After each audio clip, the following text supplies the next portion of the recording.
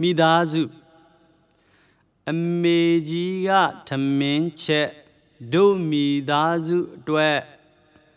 ဖေကြီးဝတ်တဲ့အမြဝေသံတာရုခေါ်ရပြန်စာအန်တန်ဆူညံသွားညီပုစာကြိုးစားဈေးသွားတော့မဲ့မမဟန်နေ့စဉ်အချိန်မှန်အပြန်အလှန်ကျေးဇူးပြုငါတို့မိသားစု